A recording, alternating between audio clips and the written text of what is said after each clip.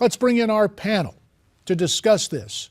The rights and wrongs, the left and the right. On the right, Eliana Johnson, the Washington editor of the National Review, who appropriately is screenwrite, and somehow smack dab in the middle, one of our favorite leftists, and I say that with all due respect and affection, Josh Orton, the senior advisor at Progressives United, former aide to Senator Harry Reid, who Skypes in from Madison, Wisconsin.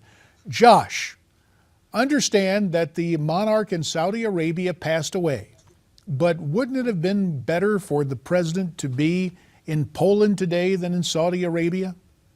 You know, I have to say that I'm finding it a little difficult to accept that this event is being politicized as a way to attack President Obama. As far as my research has found, no president going back to Jimmy Carter has attended this anniversary before. President Bush didn't go. He sent Dick Cheney. President Clinton didn't go. President Ronald Reagan didn't go.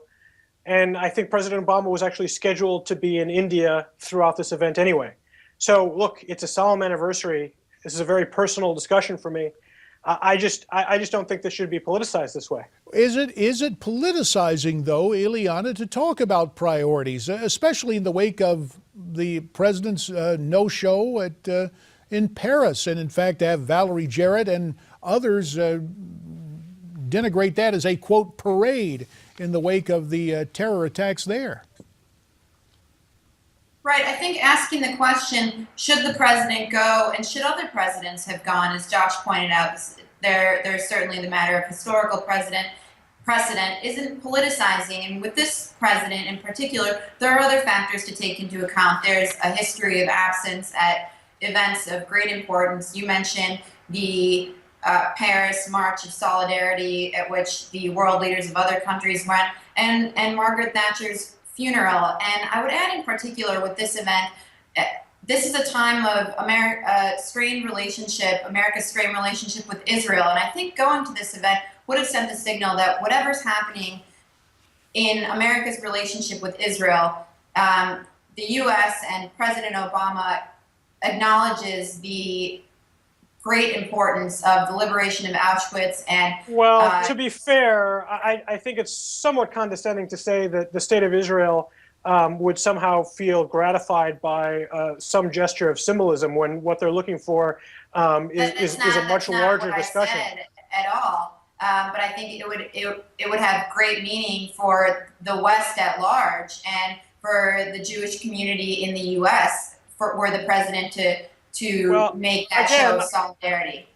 I appreciate you speaking for the American Jewry in the United States, but what astounds me is that I assume, JD, that when you were in office, your office made a public statement about the priorities of the administration, why they didn't go to previous anniversaries, and I'm sure that all conservatives rightly spoke out when the last 4 presidents didn't go to the anniversary of Auschwitz. Again, I understand that reasons why it was terrible Barack Obama didn't go can be created, but I think they've been created. I don't think this is an insult to the state of Israel. I don't think it's an insult to American Jews, or at least this American Jew.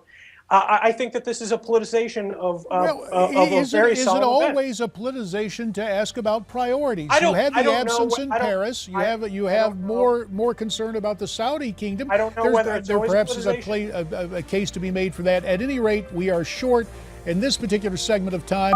Both our panelists coming back. More discussion, dare we say more politicization? We'll find out next. Let's continue our conversation. On the right, Eliana Johnson, who is the Washington editor of National Review, and from the left, although smack dab in the center of the screen, Josh Orton, senior advisor at Progressives United and a former aide to Senator Harry Reid. So Eliana, Carly Fiorina, she decided to go head-to-head with Hillary. What do you think of her performance there at the Iowa Freedom Summit? I have to say, I was there, and she got a great reception. I really think she was gave one of the breakout performances in Iowa, and she was one of the few people to take on Hillary Clinton, which was frankly very surprising to me. Is it good politics? I'm not sure. Does she want to be president?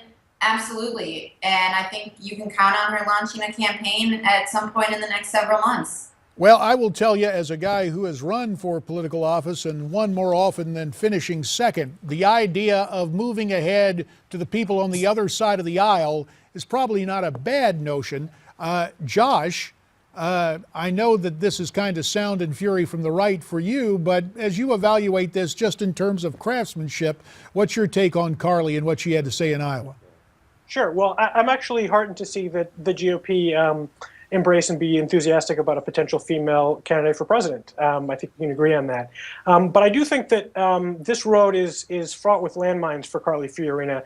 Remember, she's probably most famous for accomplishments at Hewlett-Packard for creating more jobs overseas than she did in the United States. She said that, that Americans were not entitled to jobs. They were not God-given rights. That she and I think the other problem. Hey, Josh, it sounds like you've already got the Oppo research going here. So I know you have an encyclopedic memory, but that's pretty good. I remember her loss to Boxer in 2010. All right, fair enough. So we got the playbook down. I think the other problem in terms of international relations, comparing herself to the Secretary of State, is, remember, she was the one who was running Hewlett-Packard when that company found a loophole to get around the trade embargo with Iran.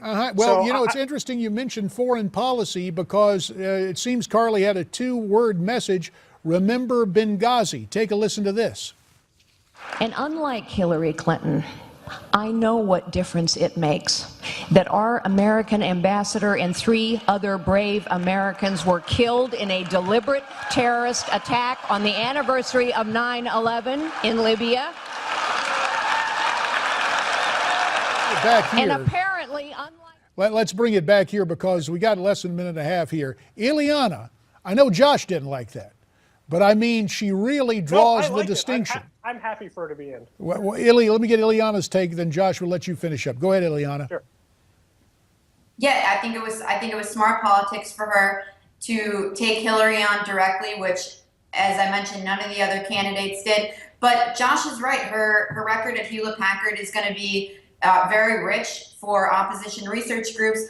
And that's why you don't see a lot of business executives jumping into presidential races, because it's rich ground for opposition researchers. And it will be that way if she jumps into the race. You saw it with Mitt Romney. You'll see it with Carly Fiorina. And we heard it from Josh. Josh, as a courtesy, you get the last word here, 30 seconds. Well, I think opposition research is rich to those executives who acted unethically and who sent jobs overseas. I think that's a pretty significant and basic concern for American voters. Fair enough. On that, we will have to say goodbye. Eliana Johnson, weighing in from the right in Washington, D.C., you have our thanks. And Josh Orton, their screen center, but a proud progressive, some might call a leftist. We thank you for Skyping in from Madison, Wisconsin. Coming up, the way I see it, on a 4-letter word, SNOW. That's NEXT.